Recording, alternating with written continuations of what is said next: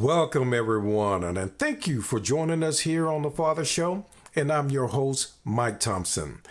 If you have not subscribed to our YouTube channel, please go to The Father Show with Mike Thompson and click on that subscription button. And while you're there, hit that notification bell. Now, if you are a male and you're looking for resources, I ask that you go to the Father Show with MikeThompson.com, click on resources, and there you will find national and statewide resources that can assist you. And if you can't find what you're looking for, please give me a email and just write me up at the Father Show with Mike Thompson. No, excuse me, we haven't done that one. Just do the Father Show at gmail.com, and there you can find me, and you can send me information about what you're looking for, and we'll do our best to get that information for you. And if you ever want to do a show suggestion, use that same email, thefathershow at gmail.com. Let us know what you would like to hear, because really this show is for us men and the women. We're not going to exclude them either, but it's for us. And I want to make sure that we're providing you the data, the information that you're looking for that's going to benefit you. So don't forget, send us an email and we'll love to hear from you. Now, if you have not been on our show before, today we have another great show, and I want to thank you for joining us. But today we got Bill Dela Cruz, who is the CEO of Dela Cruz Solution. And Bill is an inspiring, belonging, and exclusion thought leader who has been guiding individuals and groups through the process of personal transformation as a mediator and workshop leader for over 30 years. And Bill has served as a school board member and board president in Boulder, Colorado. He's co-authored the CDE Equity Toolkit for Administrators and is the former director of equity and exclusion for Denver Public Schools. Now, he delivers keynotes and facilitates bias awareness and deconstruction workshops across the country with his consulting firm, D. Dela Cruz Solution. Now, he helps his programs and workshops to help individuals and groups build self-awareness, enhance relationships, and to foster positive, sustainable personal growth. And Bill is the published author with a book titled Finding the Origination Point, Understanding Our Biases to Create a More Peaceful World, which is something we really need. I definitely would love to see us have a more peaceful world, because everything that's been going on is just crazy. But ladies and gentlemen, let's go ahead and dive into this. Let's welcome Bill Dela Cruz to the show. Bill, how you doing, man? Hi, Mike. I'm doing great. It's really an honor to be here with you today, and I just can't wait to dive right into our conversation. Yeah, well, the honor is mine, really. Well, I wanted to, we were talking about biases. So, and the role of men in times of challenge and how to address our families about what is happening in the world. And I know part of that is the biases. So can you explain what is biases? Yes, I would love to. So biases are experiences that we've had and ways that we tend to see people through a lens of our own experience. So I'll just tell you one of mine, and that'll help to understand. I answer a lot of questions through stories. So I actually grew up in a pretty abusive home where my dad was not very kind and was beating up on me and giving me this narrative I'd never be successful. And by the Ooh, time I was an adolescent, I didn't even know it. I had a bias that all men are mean. So I basically extrapolated the behavior of one person to a whole group. So when I interacted with men as an adolescent, I didn't trust them, I didn't like them, and I would typically destroy the relationship because in my head, the story that I told myself was they were going to hurt me. And so the bias that I created as an adolescent that I carried into my adult life was actually rooted in my childhood. And so when we have experiences with either a person or a group of people that impact us emotionally, we run the risk of then looking at other people through that same lens. And I Mm-hmm. can't tell you how many men were in my life, especially as a teenager, that were there to help me. And I didn't really even see that because I couldn't get past my own bias towards them. And so that's a kind of a way to look at it in terms of how we create them is we'll interact with people from a group, and it might be one person or it might be 10 people, and then we see a behavior and then we extrapolate that to every person in that group. It's kind of Mm-hmm. that phrase I'm sure you've Mm-hmm. heard where somebody will say, well, you know, those people. And Mm-hmm. so typically when somebody says those people, it's usually rooted in a bias that they have about that group. Yeah. Yeah, because you hear that, you people, those Yeah. people, they're this and they're that. And, I was looking at and talking to another guest the other day, and I was saying how people like to put everybody in a box. Yeah. And that's the wrong thing. You're automatically, you see that person and you put them in a box. Like in your situation, you put all men in that one box from the Yep. experience that you had with your dad. Yep. And it's really interesting because what I found over the years in doing this work myself and with other people is that the way that we are all alike is we all have those boxes. So if you could like open up my brain Mm-hmm. metaphorically, you'd see a box that says stereotypes, a box that says biases, a box that says categories. Mm-hmm. And when I meet somebody new, I decide which box do they fit in. It's kind of this shortcut that we take. So we put people in these boxes. Mm-hmm. And what I've realized is my boxes are all biased because they're rooted in my own experience. So I'm not really getting to know the person authentically for who they are. I'm getting to know them for the story that I'm making up about them based on the box that I put them in. And Now that so, sounds, no, I was just going to yeah, say that sounds like a protective mechanism. well, it's both, I think, both protective and a shortcut because Mm-hmm. it's an easy way. People think it's an easy way for me to get to know you because I'm just going to put you in my familiar boxes. And it can create a challenge because if you don't fit that box, then my brain doesn't quite know how to process you or to interact with you. Hmm.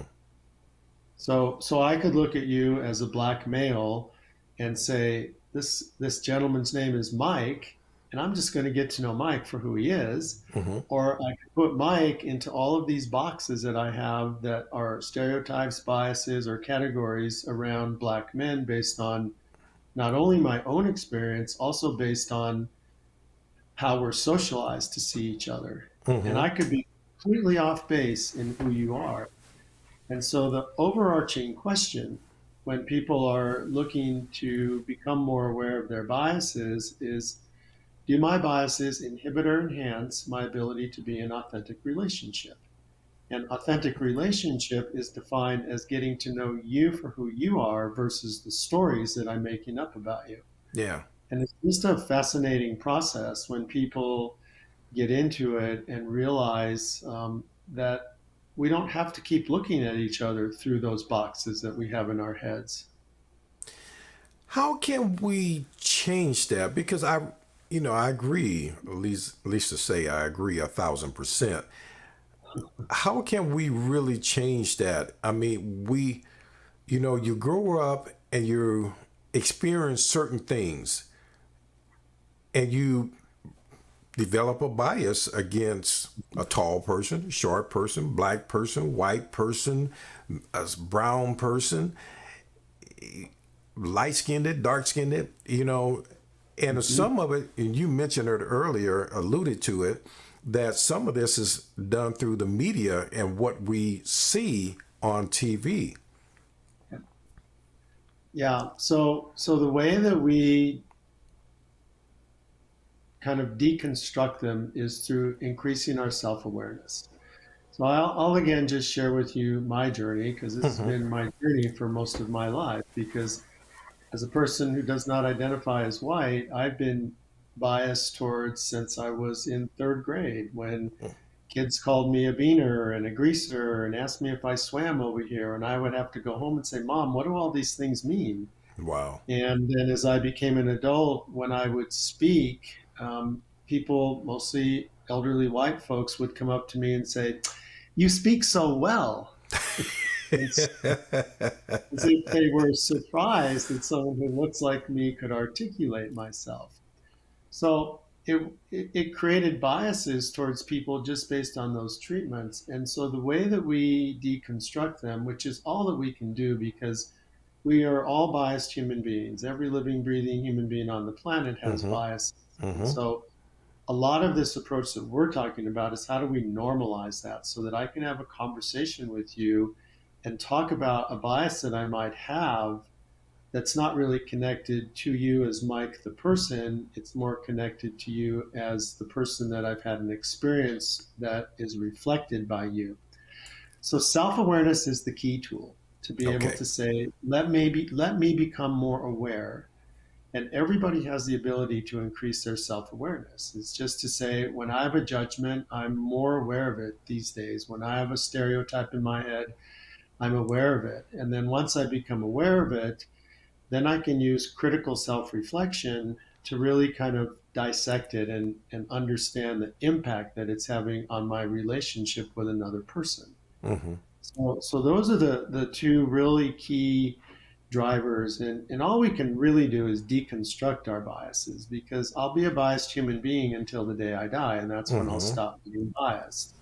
So it's not about being unbiased, it's about understanding that impact. So it starts with self awareness and then the ability to really critically self reflect outside of judging, blaming, or shaming. So you can't do this as a person if you feel like you're bad or wrong or whatever comes up for you. We have to do this in a more kind of neutral sense where I'm just gonna start looking at all the stereotypes that I have when I go out into the world and then start to think about the effect they're having on my interactions with people from those groups. And you mentioned, we all have our biases, and I know we do. I know I hate people that, here in New Orleans, people drive like they never knew how to drive in the first place. And so I hate when I'm driving and I see these people just change lanes with no signals, Yes. squeeze into a space, even though you could have gotten right behind me and had plenty of space because there was nothing behind me. And I do have to talk to myself and said, okay, I have to go back on the story. And this story, I'll tell you real quick. I remember once I was at work and my former wife called me that my daughter and her were in a car accident. And Mm. when they said that, and they were only, about 5 miles away from my job at the time. And I know when I got on the highway and went to go see, because my daughter was only about 6 at the time. And I mean, I drove like a maniac to get to that spot where they were. Here's the kicker, and it's crazy. I got there, the ambulance had already taken my daughter to the hospital. They were already headed to the hospital. I beat them. I was at the hospital before they got there. Well, Now, so I try to tell myself, don't be so biased on somebody that's rushing in traffic because you really don't know what they have gone through or what's going on in their life right now. So we do have to step back and be aware and conscious of, in the short way, check ourselves. about the biases that we're developing. Yeah. Because what you describe is this phenomenon that is about like attribution error, where just what you described. So when you encounter a bad driver, you can say, "Oh, they're terrible. They're a horrible driver, and there must be something wrong with them."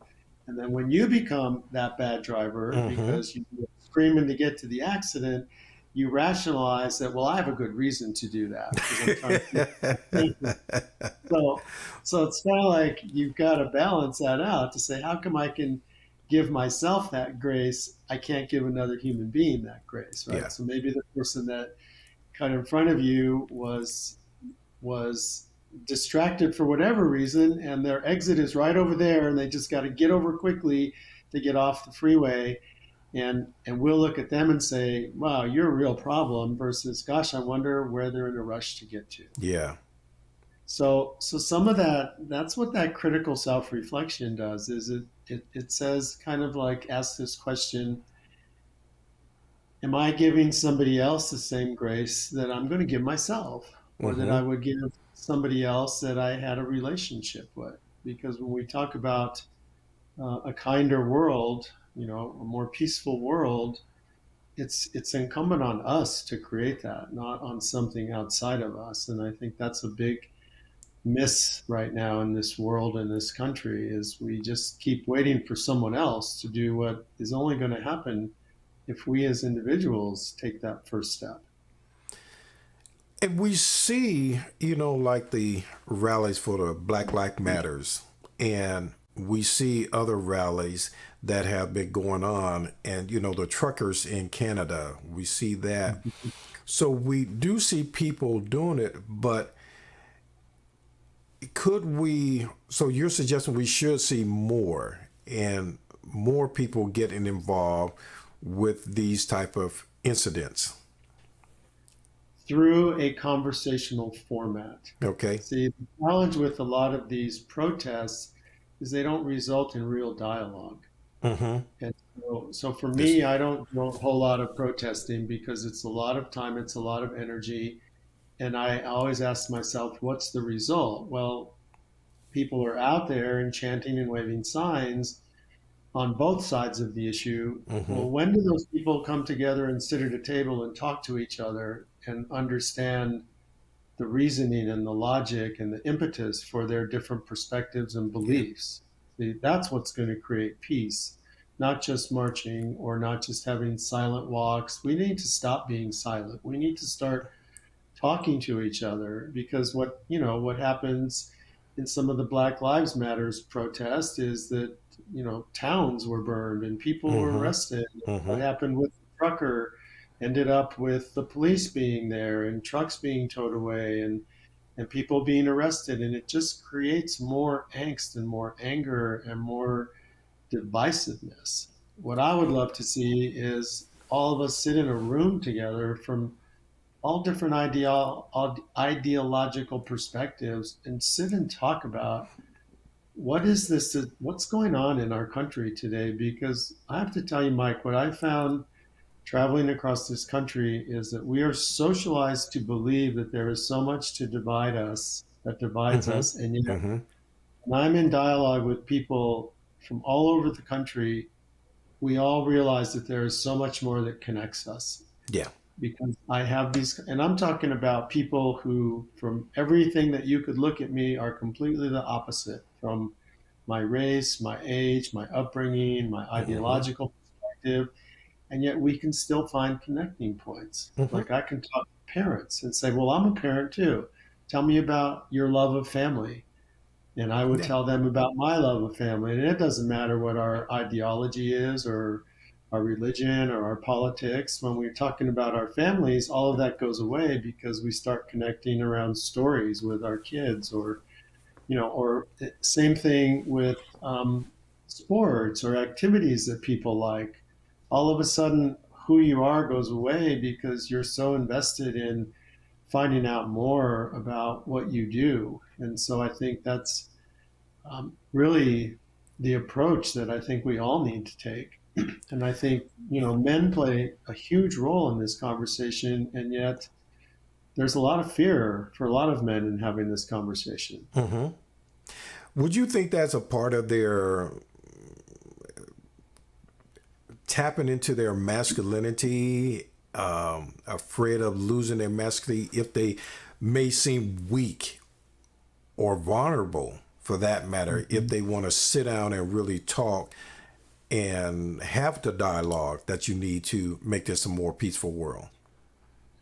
I think that's some of it. I think, like, I can tell you for me, there was, in my younger life, there was so much ego and arrogance rooted in how I showed up as a man that I wanted to just like sit in that kind of what I thought at the time was power, but what I realized was really masking some of my own insecurities. It Hmm. wasn't really from a power perspective, it was just this more of a defensive posture. And, we've been socialized to believe that, men are strong, men don't cry, Hmm. men this, that. And really, what I found is that even the idea of being vulnerable is misunderstood by a lot of people. And it doesn't mean that you break down emotionally, it means that you are willing to tell your stories, that, we connect Hmm. from our hearts. And when I talk to men, which I have a lot of opportunities to work with, and I ask them, so tell me how you connect with your kids. Well, they'll talk about how they connect through their stories and their heart and their love for Hmm. them. And so then I say, well, you have the ability to do that. How come you don't use it with this guy on your team or the guy who lives next door to you? And they have to stop and think about it, because I truly believe that everyone has the skill base to do it. We just do it selectively. Yeah. And I So think we what? have to do it more universally. Yeah. So what do you think a man's role should be in these challenging times right now? Well, I think that men need to step up and say, you know what, I don't have all the answers. And you know what, this is a really challenging time. I mean, there's days when I wake up and I don't feel so secure around what's happening. And I have to acknowledge that. And I have to tell people I don't have all the answers. Hmm. And I'm willing to work with you and talk with you to see how we can figure that out. And if I make a misstep, I have to apologize and say, you know what, that's not what I meant, and really be sincere about it. So I think we need to open up our hearts more to each other. I think like what you and I are having is a heart conversation. It's Hmm. not a head conversation. I'm connecting to you with my stories, and I think that, for some men, that idea of being strong and ego and macho is so much a part of their experience that it's hard to step around it and find that soft-hearted place. And that's when, like, when I say, how do you interact with your kids? Or, if they don't have kids, I say, well, how do you interact with your pets? Because Hmm. I've seen men coo coo coo little doggies and stuff, and have the dogs licking their face and all that. So that's the soft side, and I think we need to find that and lead in a way that models to our families and our young people that we can engage in these conversations without dehumanizing each other and denigrating each other. Because And that would, if we could get to that point, that would really help our kids get to that point. Because as you mentioned, you had kids that were questioning who you were when you were growing up. And that's something that's taught in the home. mhm. So if we could get more men to be less biased and come into a conversation and with an open mind and an open heart, and then judge that person from what you have learned about them instead of just looking at their outer appearance and or Right, their actions and saying, that's an idiot, or right. yeah. Whatever your bias is, and Yeah. I knew, I didn't know at the time, but I knew later as I did this work that third grade kids don't.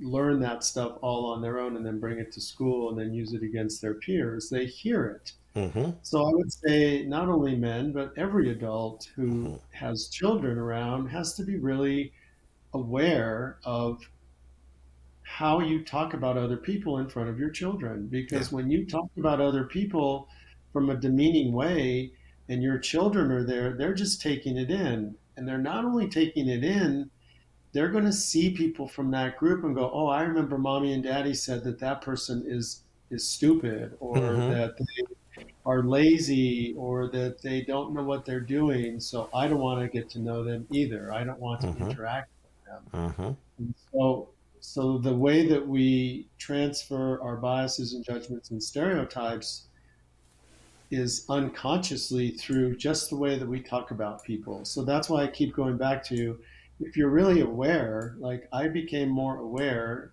that I shouldn't be talking about other people in a derogatory manner in front of my kids, because they Mm-hmm. were going to with them and say, well, dad said they're like that, so that must be true, because Mm-hmm. our children trust us. And So that's I think why, that's a big yeah. piece. Yeah, on this show, I say it once and I'm going to say it a million times, I'm sure. As men, we are their number one example for our kids. And we have to be very conscious of what we say and how we say it, even about your wife, for that matter. It's because, as you mentioned, kids will pick up on every negative thing quicker than they will pick up on the positive stuff that you mentioned. If you say, like, we go back to driving, it brings me to my favorite aunt, and she was driving with her grandson in the back, and she just said, "Oh, bitch," because the person cut her off. And needless to say, guess what he started saying? Yeah, you that's a know, great example. yeah.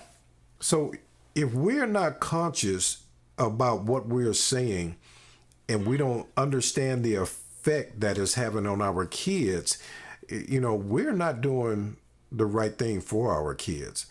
Do you have any suggestions in how fathers and men can better better be around their kids or other kids, not even necessarily just their own?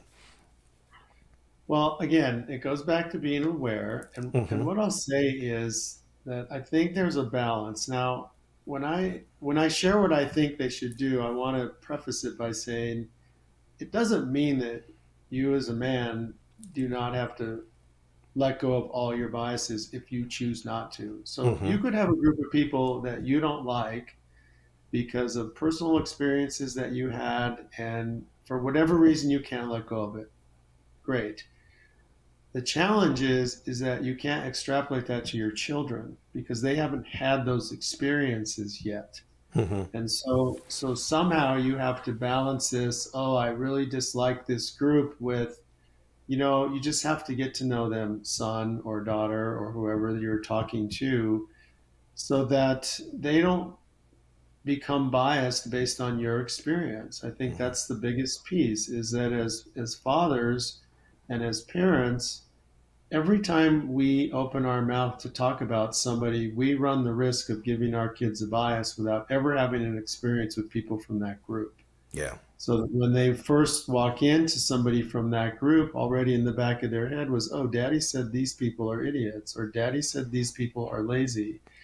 Or and and so that's what they walk into that interaction with. Mm-hmm. So I think it's more about just, if we're going to create children that are more peaceful and accepting, then we have to give them messages like, you just need to get to know that person and see if you like them. And if you don't Yeah. like them, you don't have to be friends with them. You do have to go to Mm-hmm. school with them. Mm-hmm. I worked in a high school in Washington State, and I was working with a group of students, and this was after COVID. And one of the seniors, a young boy, he was talking about some belief system, and I'm not exactly sure what it was, whether it was around religion or sexual orientation, but he basically said, there's some beliefs that some of you have in this room that I will never agree with. It's not part of my value system. It's not part of my belief system. Hmm. No matter what you say, you won't convince me to change my mind. And you're a part of my high school, so I'm going to treat you with dignity and respect. And I thought, what a wonderful way to approach that. He was strong in his own values and his beliefs. And irregardless of what his peers believed, he was still going to treat them with dignity and respect. Hmm. I think that's how we're going to have to come together to end this warring that's going on from very small levels to the extremes that we're seeing across this planet. Yeah. And so, because we've never really agreed with each other on everything anyway. So let's And you're get not going to. top of that. We do have to create a level of acceptance, though, Right. that, whether I agree with my neighbor, they're still my neighbor and they live next door to me and they're part of my community. Hmm. And so just that is enough for me to approach them with a level of dignity and respect and know that some of my neighbors I'll be more friendly with than others. Some it'll just be hi Sally or hi Jim, and others will be, come on over and have a meal with me. Yeah. So and that's all a part of it. I just think that we are such an influence on the young people, and then we influence each other. So if I'm in a group with other men and they're talking and disparaging other people, I have to step into that and say something. I Hmm. can't just go. Say, hey guys, like, you hear what you're saying? And I might run the risk of losing a friendship. And yet, for me, that's okay Yeah. because I don't want to be part of a group if I can't be myself either. Yeah. Well, I think it's a really challenging time because I think, the reason why I focus on inclusion and belonging is I think that everybody has a sense of wanting to feel belong. Belonging Hmm. is basically the idea that I can be a part of this group without having to give up a part of myself to do so. So it's this idea of bringing your most authentic self to the group. And then inclusion is just having a sense of value and feeling like you're trusted and that you're seen. And it's a pretty universal conversation because I've met very few people who have said I don't want to have a sense of belonging and I don't want people to value me. And so I think it's like this tough shift because back to the media, we're being socialized to think that there's so much that divides us that we could never get along with each other based on race or politics or Hmm. religion or, pick any category. And Hmm. yet there's a lot of connecting points in all of those that we can talk about. Yeah.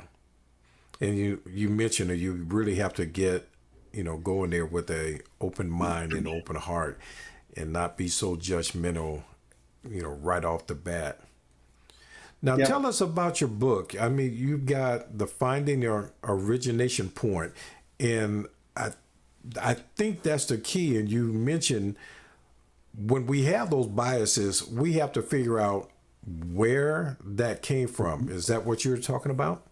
Absolutely. So I started doing this personal work that we're talking about when I was 18 years old because I knew my life was off track. If I'd have continued the way that I was when I was 18, I would have ended up in prison, dead, or strung out on drugs and alcohol because that's the trajectory that my life was on. Mm-hmm. And so when I realized that, I started to go to workshops and read books, and I would listen to these facilitators and read these books. And essentially, they would say things like, just do the work, just do the work. And I would say, I would love to do the work. Can you tell me what it is? And I never really got those lessons. So after 20 plus years of doing my own work and then working with thousands of people across the country, I realized that even the change process that we go through as humans is pretty similar.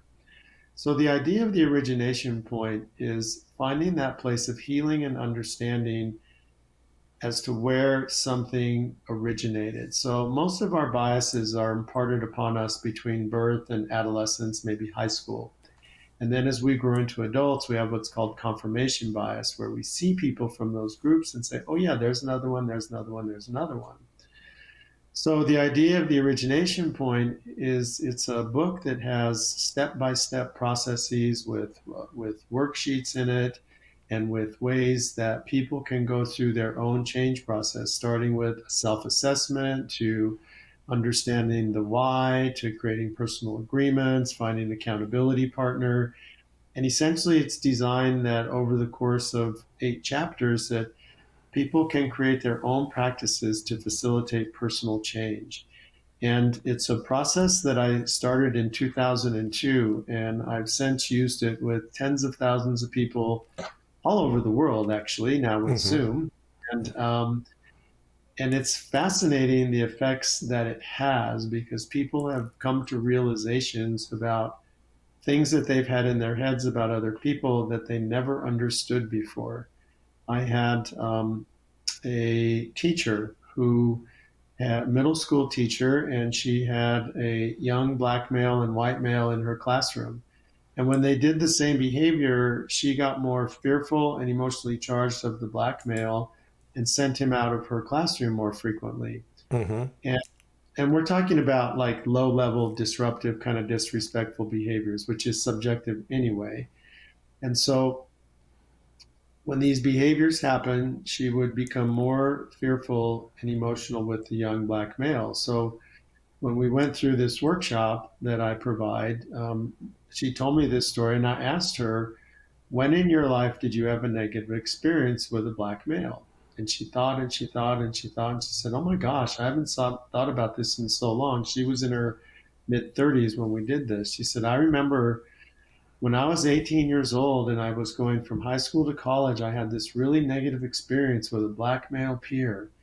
And I never got over it. And she never really told me what it was. She just made the connection that when this 13-year-old middle school student who she was teaching did that behavior, emotionally, she dropped back to that 18-year-old girl and brought all of that unhealed emotional energy into her interaction with him. When she became aware of that, she could do two things. She could start her own healing process around it, and then she could reestablish the relationship with her student, which she did both things. And so the idea of the origination point is it's the point of healing and understanding. And I think that if we can get to that, then it can support us in all being more peaceful because we'll realize that the interactions that can create divisiveness are not so much about what's happening out here as much as they are about what's happening in here. Mm-hmm. And this is the only thing that we can change. Like my world out here hasn't changed anymore. I don't think there's less discrimination or less people being biased. It's just that I've come to some new understandings and have done a lot of healing. And I think that's what we need in our world today is to rehumanize ourselves. We need to heal and we need to realize that everyone has been traumatized. When COVID hit and everyone's normal disappeared, it created trauma that for many people added to other levels of trauma. Mm-hmm. That's really what my book is designed to do, and it's meant to be a tool for people to use. That is the steps in my book. I always wondered too, Mike. I always wondered, do these guys who are teaching this thing, do they actually use it? Because I never really knew, Mm. right? So in my book, I put my self-assessment in where I started, and in the last chapter, you'll read where I am today and see the changes that I actually made, knowing that I'm a work in progress. I practice Yeah. this every day. I'll Yeah. never be perfect. This work is about practice. It's not about perfection. And the beauty of it is every day I have an opportunity to practice interacting with another human being. Well, that's one of the things I say in this show that we are and should be always evolving and getting better to be the best version of ourselves. And that does take change. You can look at a biases that you may have and realize that, that's not really correct. And I can't put everybody in that box. Mm-hmm.